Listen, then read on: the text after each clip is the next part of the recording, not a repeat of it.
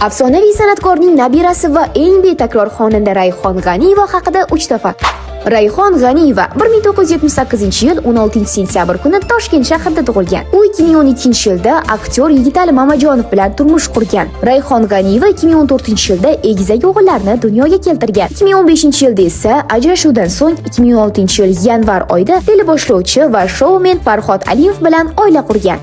Bugungi kunda ularning 5 nafar o'g'il va qiz farzandlari bor. Rayhon 2002-yil Baxtli bo'laman qo'shig'i bilan O'zbekistonda shuhrat qozongan. U ham o'zbek, ham rus tillarida qo'shiq kuylaydi. Bugun turmush o'rtog'imga chaqaloq xohlashim haqida gapirdim. Ular esa farzand ko'rish yoshidan o'tganimizni aytdilar deydi. Boshqa farzand ko'rishni rejalashtirmayapmiz. Menda 3 nafar, Rayhonda esa umumiy 5 nafar farzandimiz bor. Men farzand tarbiyalashni juda murakkab va qiyin jarayon deb bilaman. Shu 5 farzandimizni katta qilib olsak ham katta gap deydi xonanda o'z intervyulardan birida. Xonandaning muxlislari videoga like bosib, barcha yaqinlaringizga ulashib qo'ying.